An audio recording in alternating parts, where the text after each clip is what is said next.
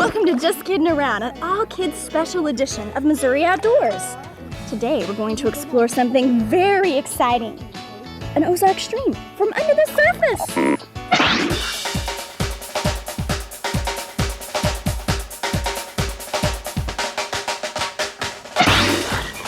Fish rolling rocks, clams fishing with lures, and turtles like you've never seen turtles before.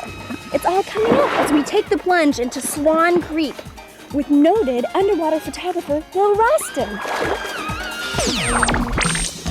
And that's just the beginning. We'll also take a close-up look at Missouri's animals in action through the lens of cinematographer Glenn Chambers. You'll need to keep your pencils handy. There's a conservation quiz on the way, and we will be keeping score. And we'll be looking in on some kids observing fish in another unique environment, the classroom. There's more to see, and it's coming right up.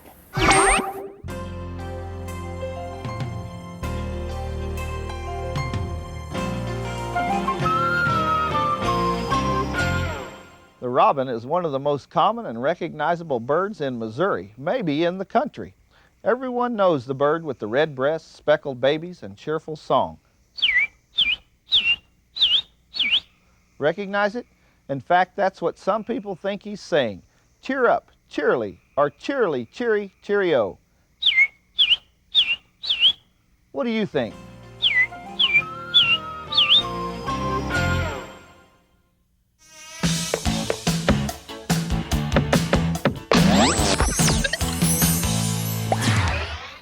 There's an incredible amount of life in an Ozark stream, and most of the activities going on right down there, under the surface, hidden from our view.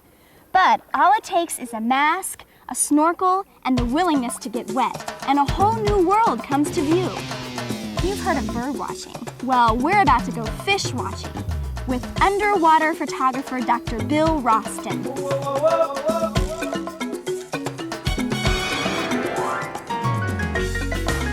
Take off your mask, okay? To start out with, to get a mask that fits, you should be able to take your mask. Do not put the strap on it, stick it to your face, and inhale through your nose. Before we take the plunge, we need to go over some snorkeling basics. Can all of you do that? Can you all suck it against your face without air coming through it?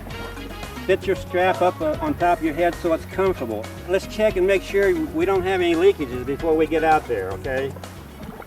As soon as I got my face under the water, I realized just how different this adventure was going to be. Just a bit of glass in front of my face put everything into focus. From the surface, a body of water looks like a mirror, hiding the world below. As soon as I went below with a mask, I became a part of the underwater environment. But in order to stay there, I was going to have to master the snorkel. And that was a little tricky at first.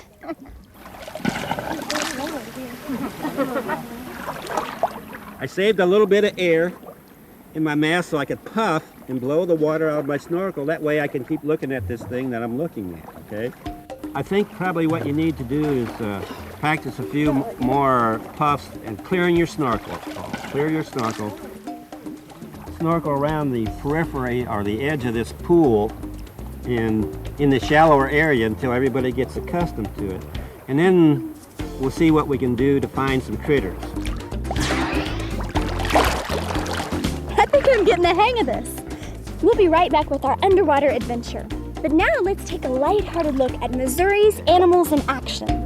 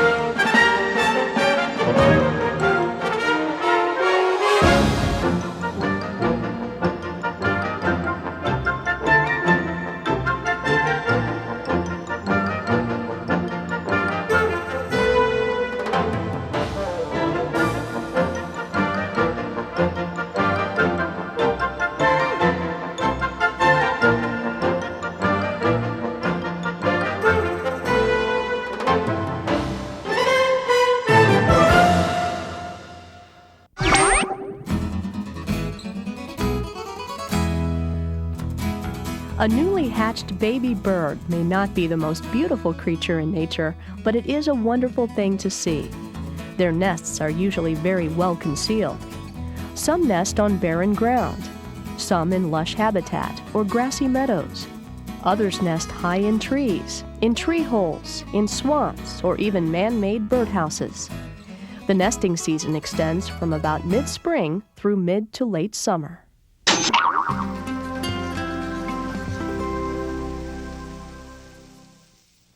Sometimes it's hard to convince kids to try something you've made using wild edibles. They're either afraid it will taste weird, or they think you're trying to trick them into eating something healthy. But I can tell you for a fact, everyone will love this recipe for hickory nut sandies. And best of all, they're easy to make. Cream together butter, powdered sugar, and vanilla. Then add flour, salt, and grated hickory nuts. Mix it up real well until the dough is smooth.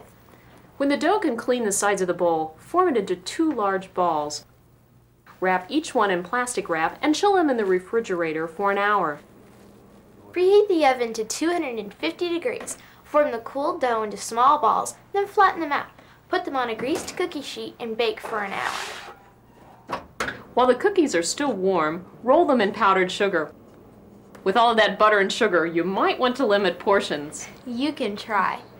Waiting an hour for these cookies to bake may seem like forever, but they're worth waiting for. If you'd like the recipe, just write to us. We'll have the address for you at the end of the show. Fish have inner ears, but because the ears have no outside openings, we don't see them. Water transmits sounds better than air, allowing fish to hear very well. Wow, that's incredible. I'm going down for another look. Why don't you guys stay up here and test your nature knowledge with national champion turkey caller Ralph Duran.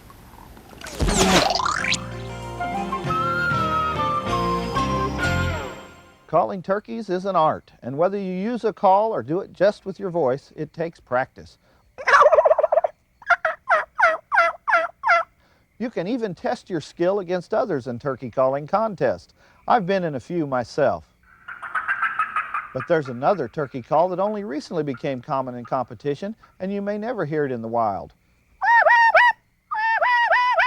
That's the call of a turkey poult that's gotten separated from its mother.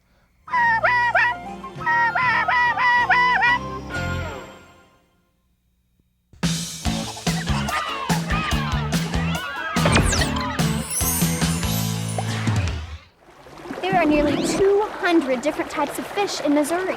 And that's not even counting the clams, the frogs, and the turtles. There's a lot going on down here. Let's go see what we can find.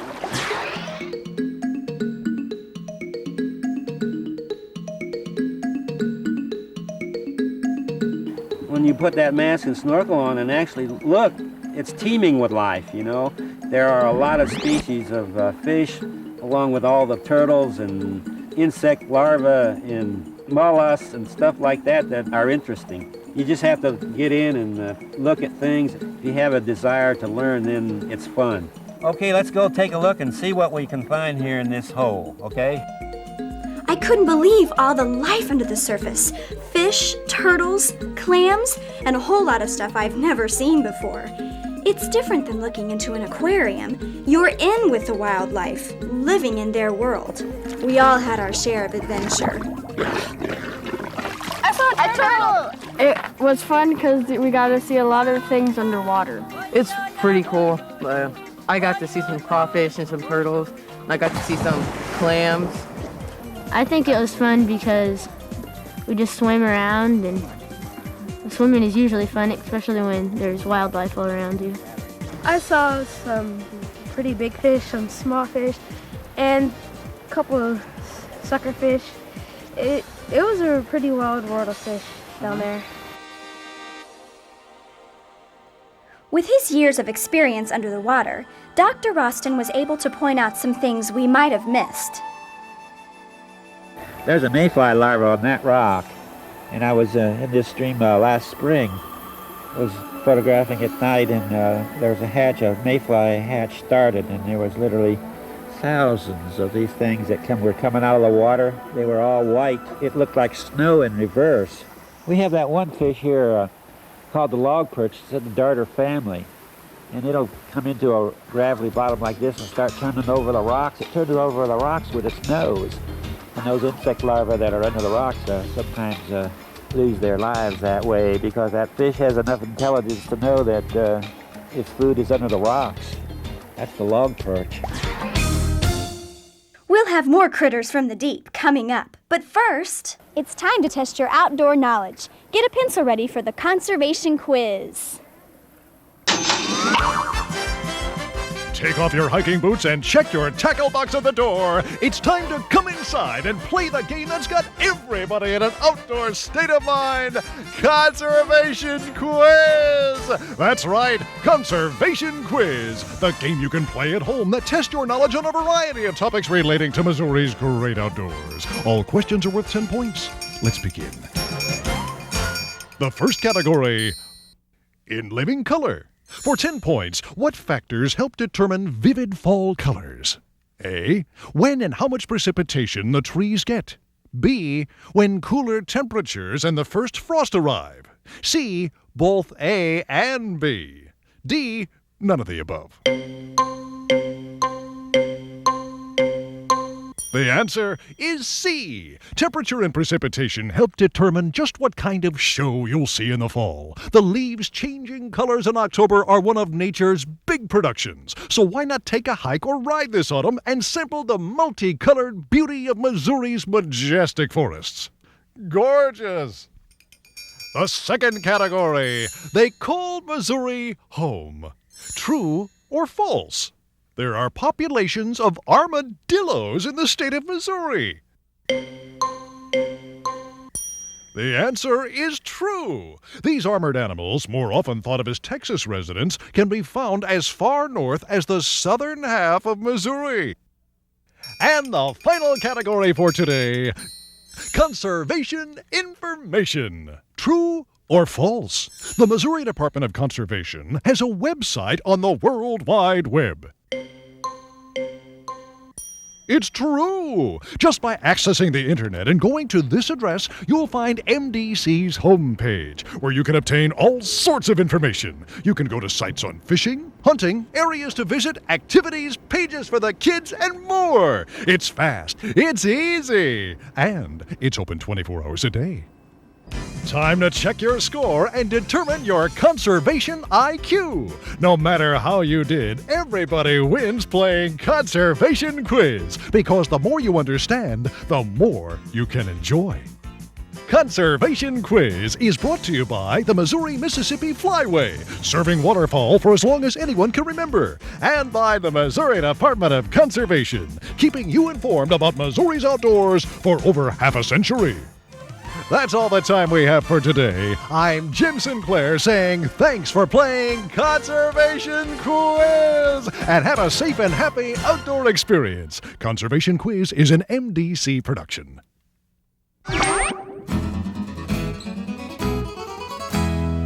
Massasauga rattlesnakes are small in size and few in numbers in Missouri. Also known as swamp rattlers, they prefer to live in marshes near floodplains of large rivers. Because these types of habitats are disappearing, the number of Massasaugas has been declining, and they are listed as endangered in Missouri. They are found only in a few isolated areas of the state.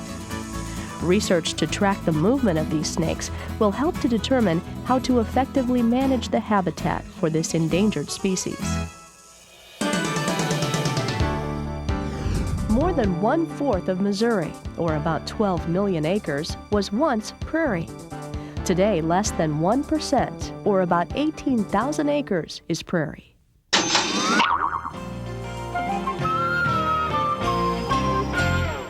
Some animals make calls that are so similar to another's that people often confuse the two. Here's one. Is it a barred owl, a killdeer, a tree swallow, or a mourning dove? People often think that's an owl hoot, but it's actually a mourning dove, another bird name for the mournful sound it makes.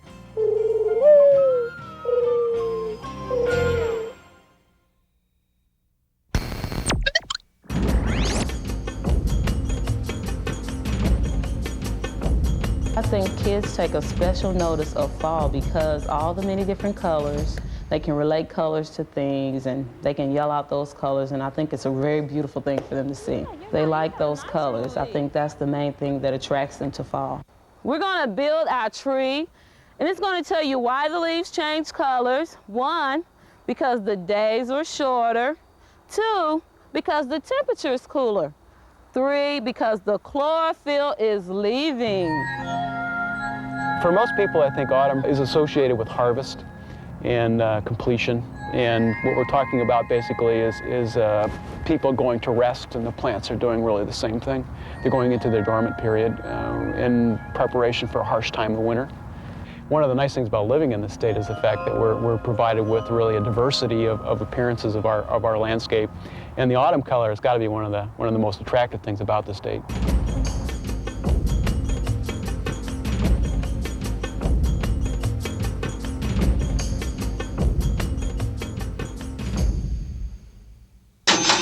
Hey, look, you didn't even get my worm. Hey, Kyle! Hey, no!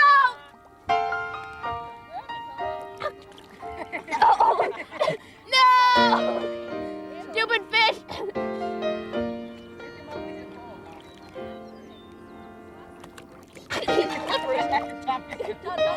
Nice. Oh, man. Come back here. Hi. Here. Get it, get it. For many of them, this is the first time that they've had an opportunity to go fishing. Many of them catch their first fish. Got a fish. They enjoy themselves, they have a good time, and yet we hope they learn something as well. What do I do now? Hi, how are you today? Yeah, that was not nice. That was not nice too. No. He's talking. Hello. I think it's a good opportunity to teach the kids ethics and to talk to them about conservation and help them understand that if they don't take care of our resources now, then we're not going to have any resources later. Yay! I caught a fish! I caught really a fish! cute. Hold this up. Okay. Okay. Help you, Stephanie. Oh, no. Oh, catfish!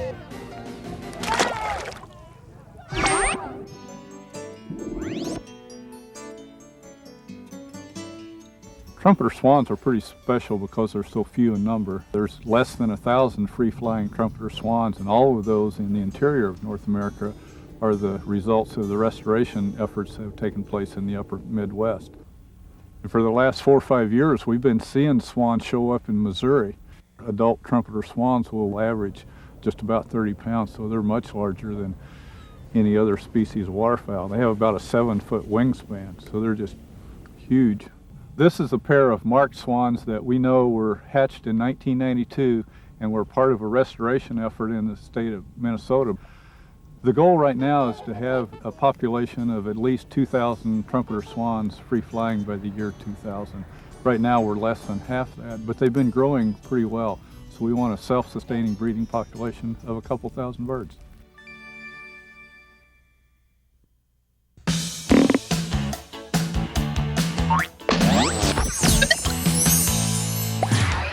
We've seen some pretty wild stuff down here, but now here's the challenge. I want a picture to take home. Let's talk to Dr. Roston to see how he does it.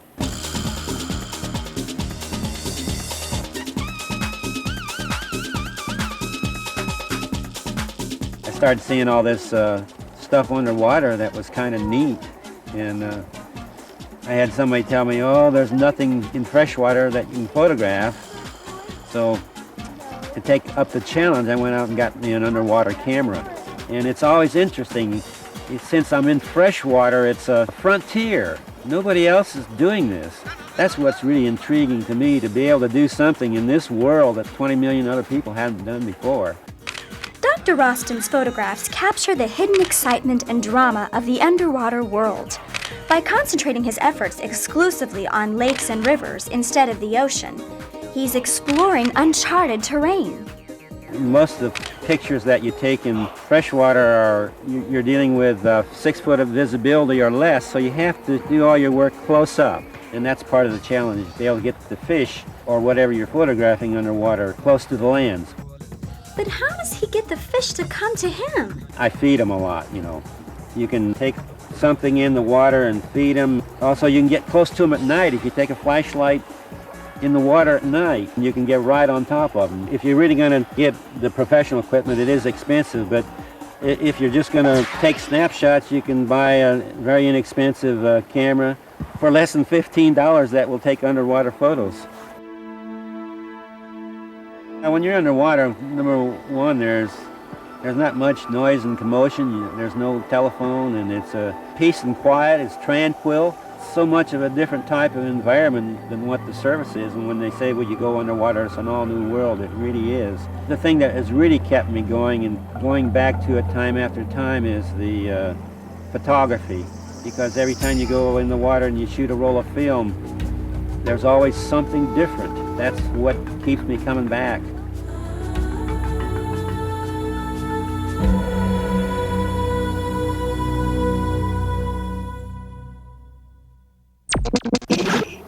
You don't have to be underwater to get a close look at fish. Check this out.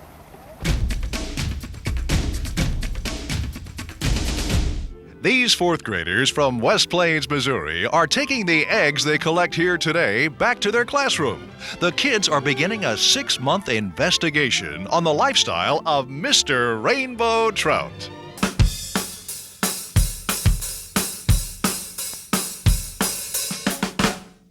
Good morning. Good morning. How are the eggs doing today? Great. All right.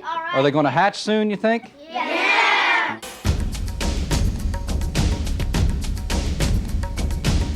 We decided that they were going to hatch this week, so we've been real excited all week. First thing in the morning, it's right to the aquarium to see if it's happened overnight.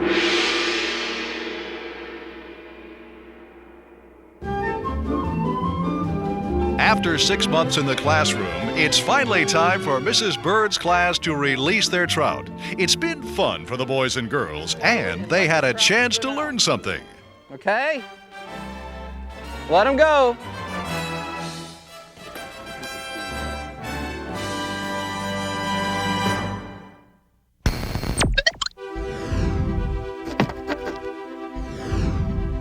Pioneers called this small black and white animal a polecat, but North American Indians gave it the name we use today, skunk.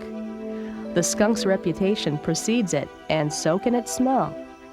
Though the skunk itself is a clean animal with little body odor, it's able to produce an incredibly foul scent that's long-lasting and distinct.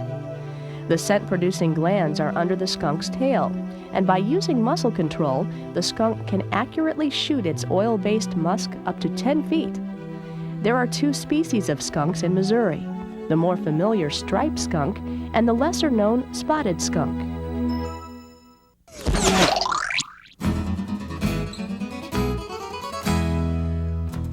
The red wolf looks similar to the coyote, although it is larger. It weighs up to 90 pounds and often reaches lengths of 4 feet.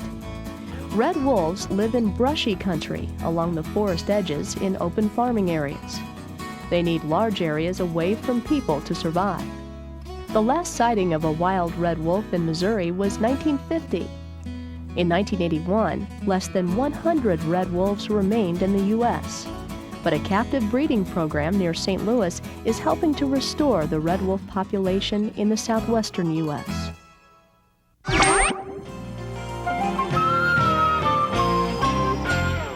Since you've gotten so good at identifying my calls, I'm going to make this one a little harder. Here goes. I told you it would be tough. Is that the sound made by a vulture, a squirrel, a pheasant, or a raccoon? That's the call made by a ringneck pheasant, a bird found mostly in the northern part of Missouri. In fact, pheasants aren't native birds at all. They were introduced from Asia, so if you got it wrong, don't worry. You don't speak the same language.